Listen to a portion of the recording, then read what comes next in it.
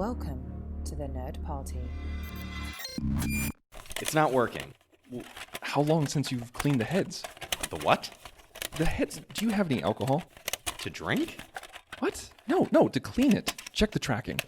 The rental place closes in 2 hours. Shut up, it's working.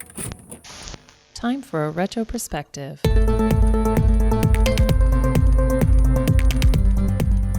Welcome back to You Can't Kill the Boogeyman, the retrospective series on the Halloween movies that is here hosted on Nerd Party Network. I am one of the people thrilled to bring you chills, John Mills, and with me is Matt Hansen. Matt, how are you tonight? That was very smooth. Thank I'm you. good. How are you? I'm honestly, I don't think I'm going to get better than that intro, so I might as well just bow out and just let you talk for a while here. We'll just repurpose that intro every time we do one of these shows. Oh, please don't. By the time we get to Rob Zombie's Halloween 2, the listeners will love hearing that out of your mouth every single time. I don't know. Now I'm heavily reconsidering that. But something everybody should consider is going over to thenerdparty.com and checking out all of the shows that we offer, of course. You got Star Wars, Star Trek, Doctor Who, Nerd Nuptials, Babylon 5 web series now. We got a whole video series on Babylon 5 going on right now. So, head on over, check us out. thenerdparty.com/contact if you want to send a note to Filibuster, let us know, your thoughts about the Halloween series. So many nerd topics, so little time. But the reason you and I are here on this show week after week is that we are counting down to David Gordon Green's Halloween 2018, which is only but a few weeks away at this point, and the hype levels for me are rising steadily. Yeah, same here. I am very, very excited. I have been watching the Twitter feed and enviously seeing the film festivals and the Comic-Cons where the Shape is showing up and people can meet up with the Shape and get that Sienkiewicz poster, and it's killing me because I'd love to have I don't know, like knowing you, would you like to take a picture with the Shape given how freaked out you are by the mask and everything? You know, it's funny you mentioned that. Before we get into the movies, I do want to share that living in Orlando has its advantages. One of them being that I was able to go to Halloween Horror Nights this year over at Universal Studios. Did you do we're doing Halloween 4. Did you do the maze? I did the Halloween 4 house, yes. And I can tell you that it was horrifying. I reverted to childhood. Sean Eastridge, who we talked about Halloween 2 with over on Missing Frames, you can, of course, go on over and check that out as well when it airs. But we went down there, and Sean went with me. His lovely wife had gone with him into the Halloween 2 house, which I did not go to. Oh, I didn't even know there was a Halloween 2 house. Yeah, it was 2 years ago. Oh, okay. Yeah. And she was so traumatized by that, she refused to go into the Halloween 4 house. And I was saying to Sean, what am I doing? Why am I doing this to myself? And in the line, like you're out in a theme park and it's fine. It's whatever. You're not worried about anything. And then as you get closer, you start hearing the music over the little PA system. And I'm thinking to myself, well, I know how I'm going to behave. I know how I'm going to behave. Because, you try to talk it up and you're like, oh, I bet you I'll punch him when I see him. But I know inside that I'm just going to be paralyzed with fear. You're going to scream like a little girl and when you see him. I did. I am not too proud to admit that at one point, and Sean got a huge kick out of this, what they do is you basically walk through the plot of the movie. Right. So when you start out, you're in the hospital that he's in the coma in at the beginning of Halloween 4. And the first time you encounter him, he's in the hospital gown with the wrapped up face. So he's got the bandages. Yeah, Yep. That's cool. But that's not too bad. I'm like, yeah, okay. Jump scare. It's not the face. Right. Jump scare. Hey. And then we go into the next part, and it's the house. And it's darker, and it's the house. And the music changes. And the sound, the ambient noise changes.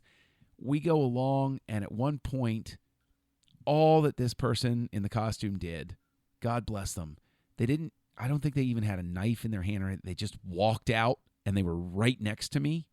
And Sean will forever have the memory of me putting my hands up by my head, going, no, and like taking off through the room. Like I was petrified. I was Yeah. absolutely petrified. I came out of that thing shaking because, as I tried to explain to my kids, I know it's not real, but this is literally the boogeyman to me. And Yeah. you can't kill the boogeyman. So, oh my gosh. Well, you think that's the thing is like I thought about myself like doing these things, and if I was there, I'm a Halloween fan. Of course, I have to do it. Yeah. You know, it's just one of those things that I can't get around. But like we're so used to watching the films, and almost in a sense, you know, not that Michael Myers gets old, but you almost get like I see these films all the time that you sort of get desensitized to what it was like the first time you saw it and Yeah. how scary it originally was. But then I see these pictures of these people standing next to shapes that actually have like really good looking masks. Like they don't look like the cheap store masks at these events. They actually look like the real thing. Yep. And I put myself in that position. Like, I don't know how I would feel like standing next to the guy. I mean, I know obviously he's not going to kill me and he's not really Michael Myers, but just standing next to someone with that mask on, Yeah. I don't know. And certainly watching a couple of the clips from the new one where I've seen how Myers acts, it's like, oh, this is what it's supposed to feel like. I haven't felt this way about Michael Myers in years. Very true. And I can imagine that people who went back and saw Halloween 4 in the theaters, after knowing full well what happened to him at the end of Halloween 2, had to also actively suppress the memory of Halloween 3, even though he wasn't in it. It was the grand failed experiment. Yeah. I think failed experiment is a great way to put it, Matt. Yeah. It really kind of is, isn't it? It really kind of is. It was their attempt to turn the Halloween series into a Twilight Zone anthology that would come out every year. But here's the question, right? The fundamental underlying boldness of that plan in the era before streaming is banking on the idea that people want to plunk down their hard-earned money on essentially a big screen Twilight, serialized. Right. I think it was duologies. They wanted to do duologies. Halloween 1 and 2 were going to be a story. 3, and then 3 ends purposely on a cliffhanger so that they could have 4. But Halloween 3 really is, it's not just a failed experiment. I think it's kind of a fascinating failure, don't you? Yeah, I kind of feel the same way I do about 3 that I do when we get to 6, because 6 has some of the most dramatic behind the scenes stuff going on. And I mean, just like 6, 3 feels like a fever dream of a film. Yeah.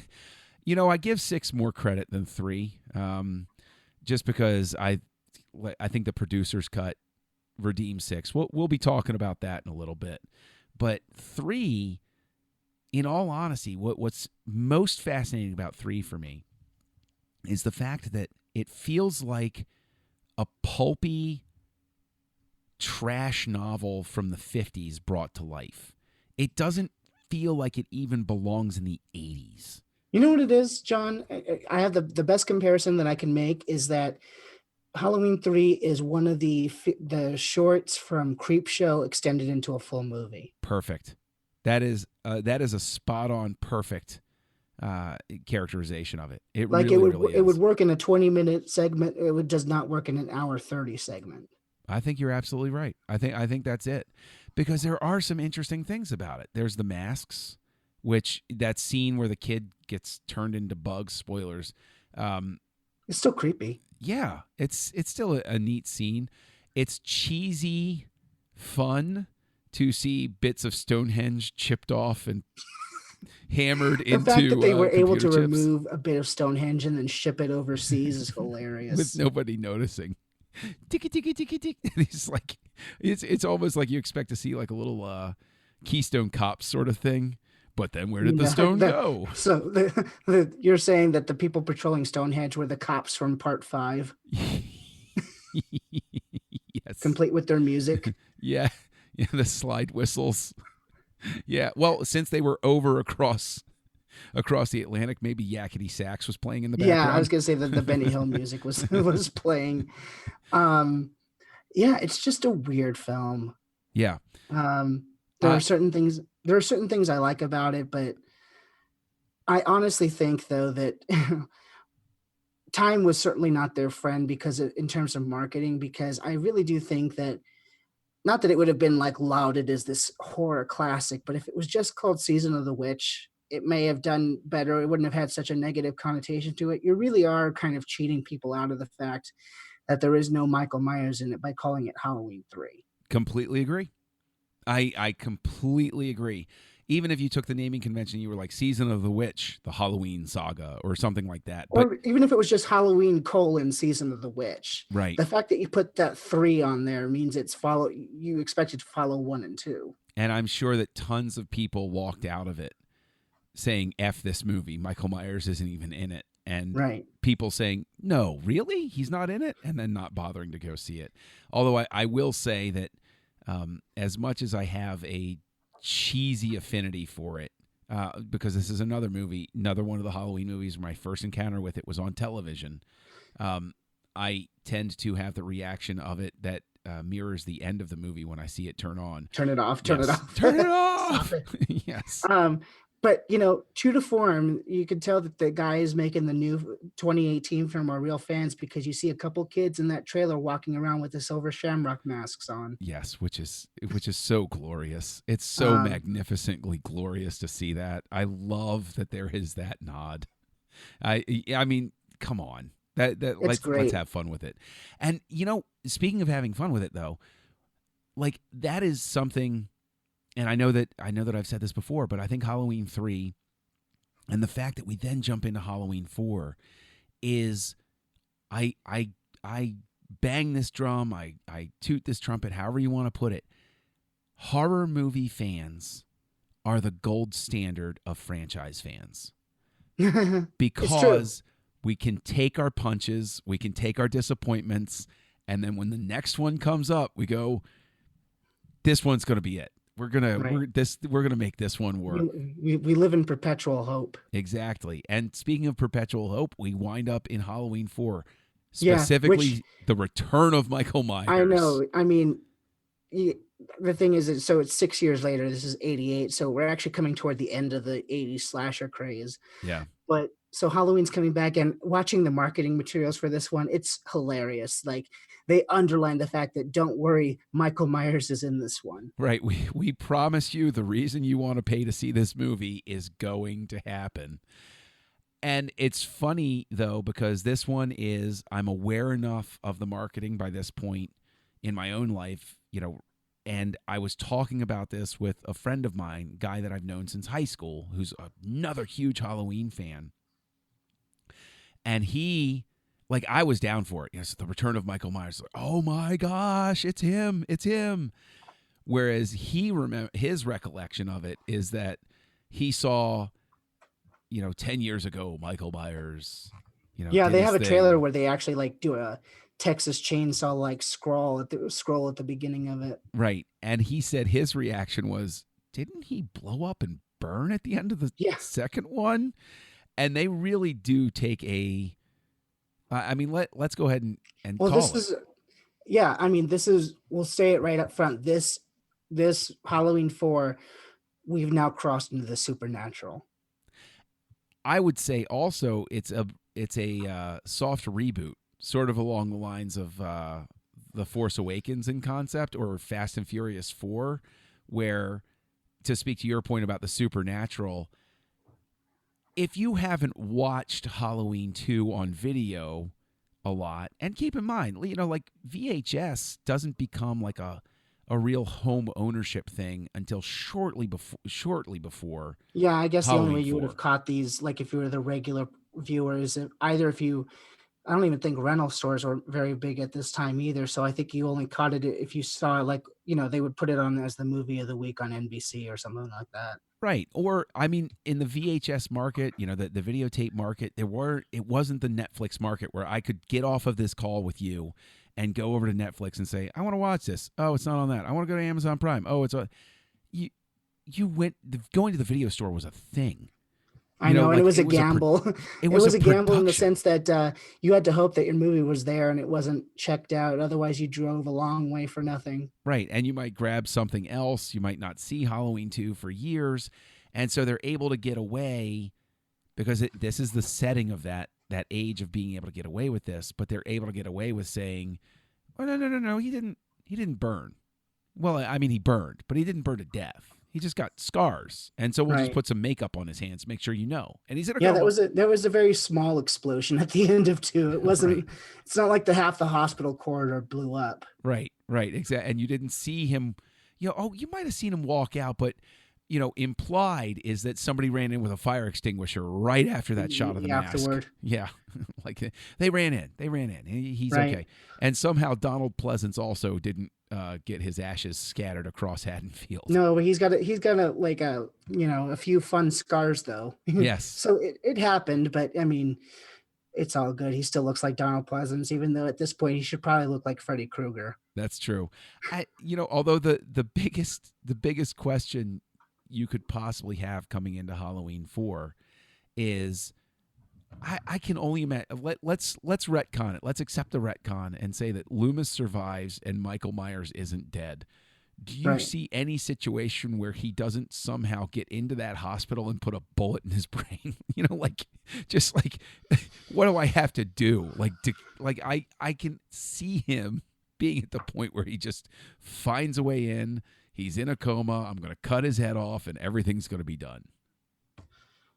Well, I guess because he's no longer his patient. I mean, they pretty much say that at the beginning that they took custody of him since the night of Halloween 2. So I guess given the fact that this man now walks, well, I lied. He's got a few fun scars and he's got a limp when he remembers that he has a limp. Yeah. So I guess maybe he couldn't limp his ass to where the Michael was being kept downstairs to put the bullet in him. Right. Maybe. I just find it hilarious after all this time that no one ever thought to decapitate him until H2O. Right.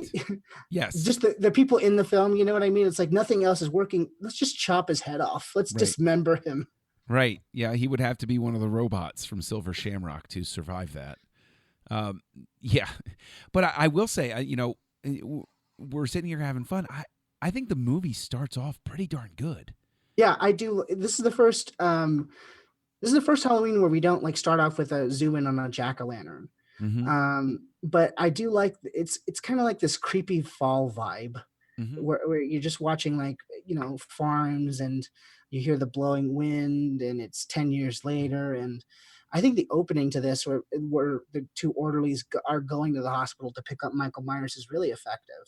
Yeah. I mean, it captivates it. When I first saw it, I don't have as strong a memory of this as going immediately back for 2, but I know I saw all these films within a month of each other because I was such a fan.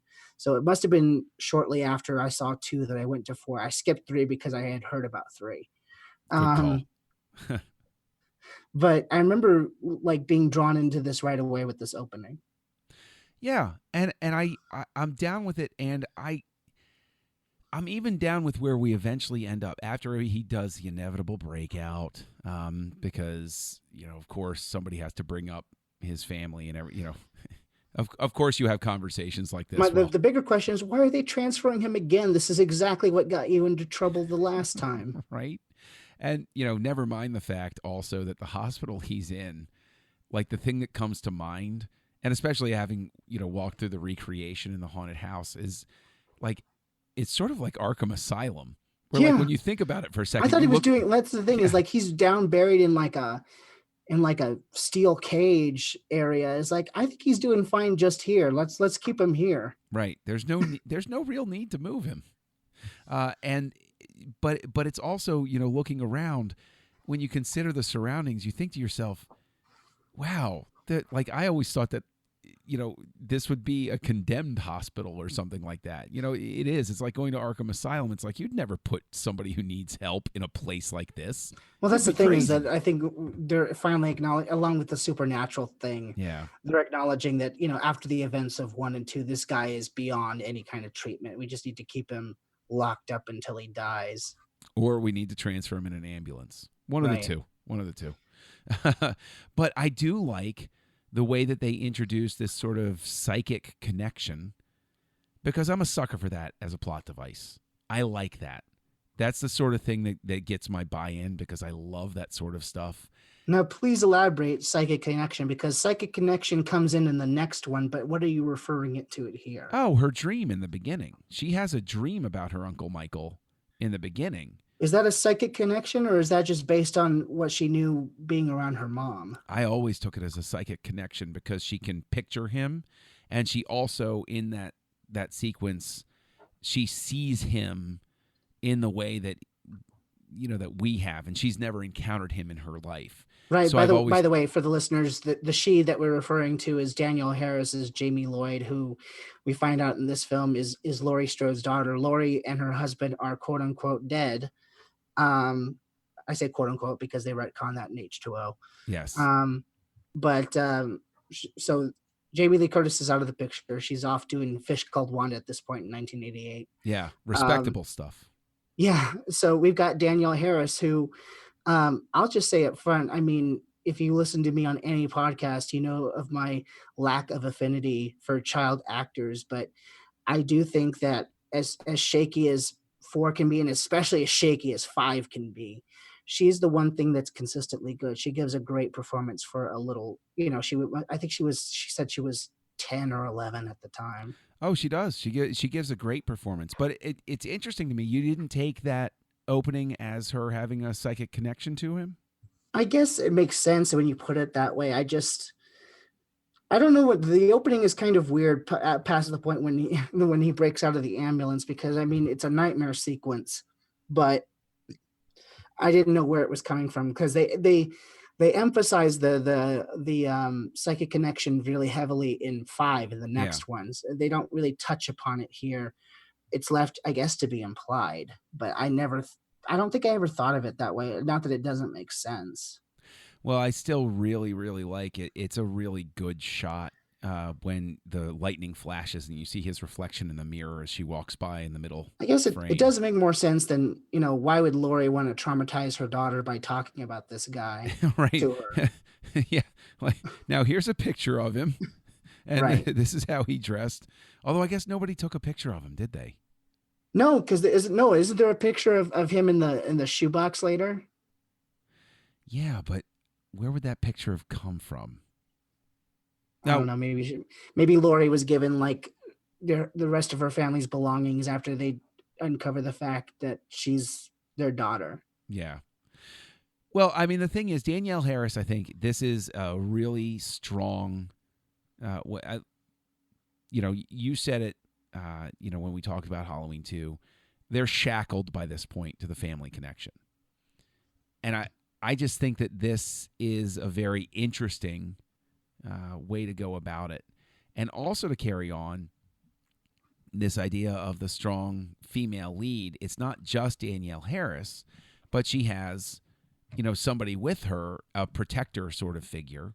A foster sister. This is Ellie Cornell as Rachel Carruthers. And she's a good, strong character. Like they do a good job of picking up the baton and understanding that this audience expects to see strong female lead. There's no attempt to switch it out and be like, oh, well, now it's going to be a guy or anything like that. It's strong female lead.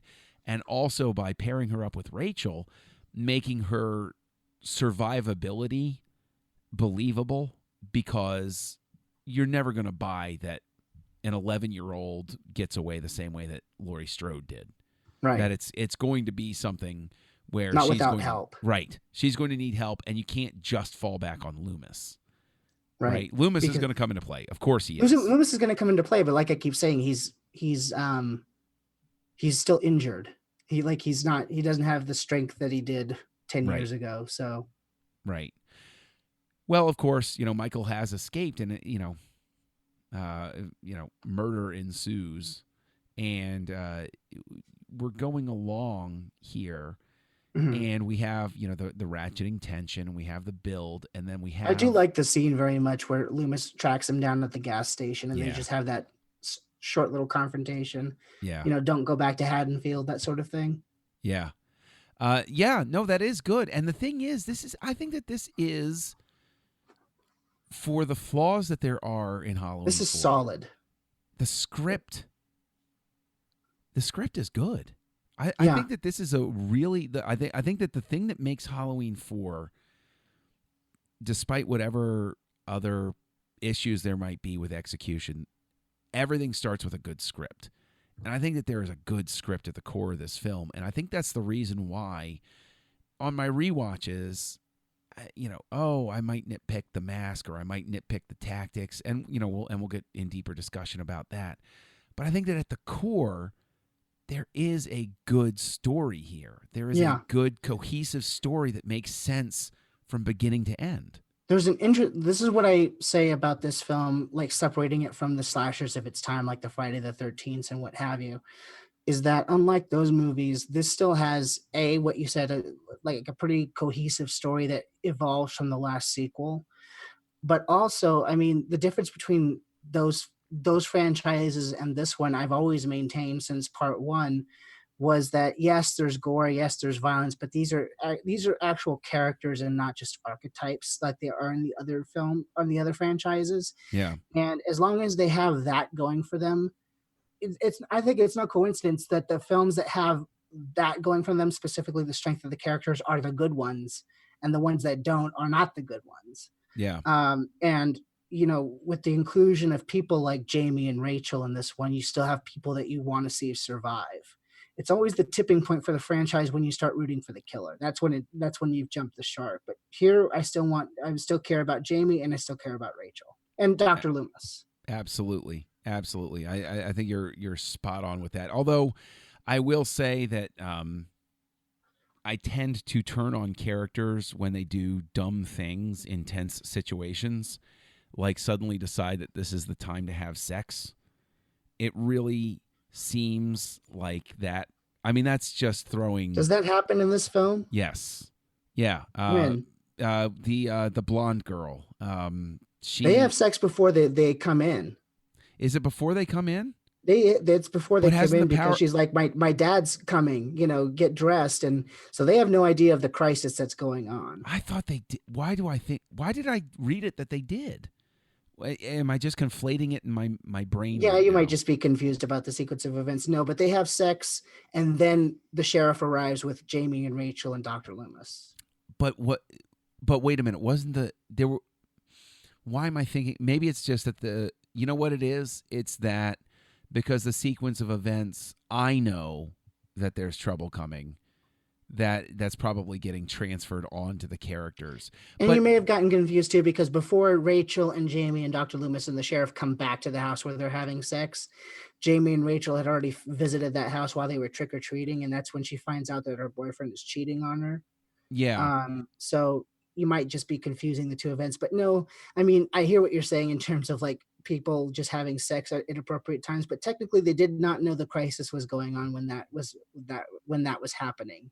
Well, I guess I also have a reaction to scenes like this in movies, and in the slasher genre, it's gonna happen. It's just a question of time till this happens, especially in the 80s. But it's a scene that's really just throwing chum in the water for the sharks, sort of thing. And I don't know, but it says compared to some of the other stuff in the 80s and the other sex scenes of the 80s, this one's not as, dare I say, exploitive. I mean, I don't even think you see her boobs. I think he covers her breast with his hands. I don't know. I just don't care for the scene. And the thing is, I'm not a prude. I'm not sitting there saying like you shouldn't have these. Like I get it. I know the genre that I'm in. I understand. People enjoy premarital sex, John. It happens. And the thing is, it's not like there's not precedent in the series. In 1 and 2, they have scenes, including, the famous in the hospital scene in even the first one with Bob and Linda. Right. Yeah. But I mean, the one in Halloween 2 is more the hot tub. It's more in keeping with a slasher movie sort of thing. Whereas the Bob and Linda thing seems much more organic to the story. I think that this is much more like the hot tub scene where it's like, oh, okay, this is the scene we're supposed to have now. All right. Yeah. Okay, let's get through this. You're saying it feels more obligatory. Yeah. Exactly. I can get that. But, eventually things do come to a head, of course. And Michael gets into the house through, I guess you could say, the stupidity of that deputy. Yeah. By who notices the back door of his car open and just thinks, oh, well, it couldn't possibly be that somebody was hiding back there. It's no wonder, like, once again, it's a great scene, though. I do love it when the sheriff and Loomis go back to the police station and everybody is dead. And it's in total disarray. Yeah. Yeah. But it's like, God, you have the worst police force in this town. Yeah, that'll only get followed up in 5. In 5, but you would, you would think that, like, after that Halloween night in '78, not that it's not to compare things, but you would think it would be like a 9/11 response, like right. Halloween night, we have increased security everywhere. Everyone's paranoid that this is never going to happen again. That sort of thing. Well, that's the thing that I think is, not to show too much leg for the next conversation that we're going to have, but I that's one of the things where I tip my hat in Halloween 6, where Haddonfield is a town where they're like, Halloween is banned. Yeah, that's actually something I can get on board. That's one of the things I can get on board with 6. It's like, yes, finally, they're doing something about it. Yeah, maybe this will suppress his urge to murder everybody and come back from the grave repeatedly. Although he never comes back from a grave, but maybe it'll keep him away, as it were. But when we do get to the house and we get to the Michael getting in, I do think that, again, there's some really good cinematography that happens. And one of the things that haunts me, and I'm going to get your read on it, is the scene where the deputy is sitting in the chair, in the rocking chair, and you see the shape's face in the background, and then he turns and the shape's gone. But he's there. Like, it's sort of like one of those things that sticks with you. Yeah. One of the things that definitely stuck with me in terms of cinematography in this film is actually when Rachel, no, it's not Rachel, it's the sheriff's daughter discovers that she shines the light over where the deputy is supposed to be sitting, and she sees the corpse, and the actual person sitting there gets up and it's Michael. Yeah. That sequence is great. Yeah, that is. And it's frustrating too, because you sit there, and this is sort of a flaw with everybody who views, slasher or horror film or suspense or whatever, is you always have the advantage of being smarter than the people where things are happening to them. Mm-hmm. And, much like the haunted house taught me, you never know what you're going to, how you're going to behave until you're in the situation. But that's why it's essential for these horror movies to get us to like the characters, because if they do stupid things, we're still going to be on their side because we already like them. That's why something like in the first movie, when Laurie decides to go walk across the street, it's in there, and you're yelling, don't be stupid. Don't go over there in that house. You have no idea what's waiting for you. But even though it's kind of a dumb thing to do, we still are on her side because we like her. And I think the same holds true for like Jamie and Rachel in this film. I agree. But I can still, now, especially looking at it, it's, when they basically make the front door impossible to get out of, and they have everybody stationed on the floors. And the only thing I can think is everybody go up to one location, everybody sit in a circle with the girl in the center, everybody has their guns pointing outward, and just let them come and have a great time. It's one of those things that, like, I think I saw it in some cartoon spoof or something, like where, there's a murderer about and they, let's all split up. Yeah. And it's like, what are we doing? Let's just all link arms and walk cohesively as one unit throughout this house until we find out who the killer is. Right. And so they do. Yeah. And it's actually, what that reminds me of? I want to say it's a Geico ad or something like that, where everybody runs and they wind up in the killer's shack or whatever, and the killer they all do stupid things, right, and the killer he actually lifts up his mask and rolls his eyes, just oh geez, that's hilarious. I remember seeing that before movies in the theater, because I think they do play that, but like, this car won't start. Why don't we make this loud noise with the phone? Yeah, exactly. So of course, everything keeps the tension keeps going, and then we get to the hillbilly truck chase. Oh, with the Michael Hillbilly Myers. Squad. Yeah. By the way, I just love how they, well, damn, they're more competent than the police force because they see that shit's going down and they get off their asses at the bar and they all go on patrol duty. Right. Exactly. And exactly. what I love is like Loomis gives them the information you need, and the sheriff is all pissed off, and Loomis just goes, "You haven't got a police force." Yes. Yes. It's awesome. Hey. I as stupid as it is, I love the Hillbilly Squad. If you live in an area where there are a lot of hunters and they care about their town, they are gonna be down with that, and they're gonna deputize the hell out of everybody, man. Get them all on board. I know, and then they end up killing some poor schmuck. Well, yeah. Accident.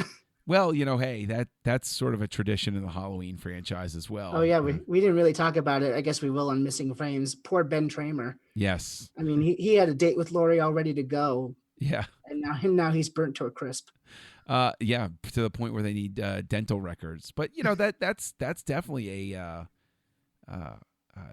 tradition of the Halloween franchise, of the mistaken identity because of the mask. Yeah, and but also too with the Hillbilly Squad, their leader is Earl because of course he's named Earl. Of course he is. Of course he is. But we get to our tense truck chase and our action beat, I guess. Yeah, you want to talk about gore? I mean, talk about Earl. He gets his face ripped off. It's a bit extreme. It's a bit extreme. But my question is, how do they not know? Like, where was Michael that whole time? Like at the end when he's going to come up on the car, was he holding onto the undercarriage? Cape Fear. Yeah, that's what he was doing. He's just like Cape Fear. But it's funny because we keep mentioning the gore, and the gore is ratcheted up. This is of the 80s. This is of just before the twilight of the slasher genre, and even though the gore is ratcheted up, Halloween 4 still doesn't feel or come across like the Friday the 13th or Nightmare on Elm Street movies. There's no and I would even say, except for the face ripping scene, it doesn't even come across as Halloween 2. I think Halloween 2 is actually bloodier than Halloween 4. I think there's only one thing, and it's the shotgun in the gut. Yeah, but even then you don't see that much gore with it. I mean, it's a horrific death, but you don't see too much more than when Bob gets pinned to the wall with the knife. No, that's true. That's a good point. Although it does, it did have a place in the haunted house in that. Oh, I'm sure it did. It's one of the best kills in this movie. It was traumatic. I can tell you it was traumatic to see it in person. Again, childhood freaking. Now, screaming. Now, I'm curious. Were you still traumatized in that thing? Even though was the guy wearing the mask from this film? Because that's one of the issues I do have. Is I don't like this mask. It looks weird. The mask in this is too white. It's too white. Yeah. Yes, they were wearing the mask from this film, but I'm not as hard on the mask in this film because, hey, it's 10 years later. He had to get a new one. So okay. I'm not hard on it. It just looks weird. It looks very odd. The mask is something that I'll have a problem with for the next few films, actually. But I mean, yeah, what are you gonna do? I will say, I don't think the one thing I guess that I can give Rob Zombie credit for when we get to those films is that's the first time I think since the first two where the mask has looked somewhat close to what it used to look like. Yeah. And then finally this 2018 version, it looks like the original. They just dirtied it up. Yeah, the mask in this, I think I let it off the hook a lot of times because it works really well. Like in that shot that I mentioned before, where it's brightly in the background, it's easy to it's almost like a cheat because, of course, it's not Dean Cundy lighting this, and Cundy was a master of that shadow reveal. Yeah. And so this is a little bit more jarring, but I think that it works because it's more, not more. It is different, but I'm willing to give it a break because of its sort of, I guess it's just an over-the-top version of the mask. And since what's happening here is over the top and it's 10 years later and stuff like that, And it really works well in the light flashes of lightning or stuff like that, or needing to see it in the background. I think that it pops well. I think part of it too is like, if I remember correctly, like I'm not a big fan of, this is a weird thing to say, but like the eyebrows of the mask makes the face look like it's surprised the whole time. Maybe Because he's surprised he's still alive. They're so arched upwards. Yeah, but he's surprised he's still alive. You know, hey, I'm still here. You know, I mean that I agree. Like it's one of those things where, like, I agree, the mask is not as effective in this one. But what I will give it credit for is that they still, you know, because this changes with every movie too. This is one of the masks where you can't see the eyes still. That's a good thing. That's a plus. Yes, because I think that's a very unnerving thing. Mm-hmm. Like that's sort of the thing that the masks that work in the series, it's because you can't see the eyes. Now, 2, you do see the eyes only in certain shots, though. Yeah, it's in the early kill, and when he gets shot in the face, you see his eyes in the mask. Mm-hmm. But you know, it just gives him a more nightmarish quality. Because it's more of a blank. Yeah, you know, people can still emote with their eyes, but if you can't see anything, there is literally no emotion to that face. Well, the eyes are the windows to the soul, right? Isn't Right. that the saying? So, you know, we get to the truck chase. We get to the conclusion of Halloween How do you 4. like, first of all, do you like Death by Firing Squad? Yes. Because that was pretty cool. Yes. I mean, I know it's not going to work because he's been shot before, but it was a great way to end this one. Listen, shooting him until he falls back into a deep, deep hole is essentially what, you know, childhood John would say, well, that's what you should do. Give everybody a gun that you possibly can, and have everybody stand there and shoot him. I love how makes it's the sense. state troopers and the rednecks that survived. They're all shooting at him. Yeah, man. That completely works. Yeah. No, it's pretty awesome. But the ending. Oh yeah, the ending, which I'm sure like that had to be a great part of the haunted house. Does it not? They had to have a Jamie stand-in. They did.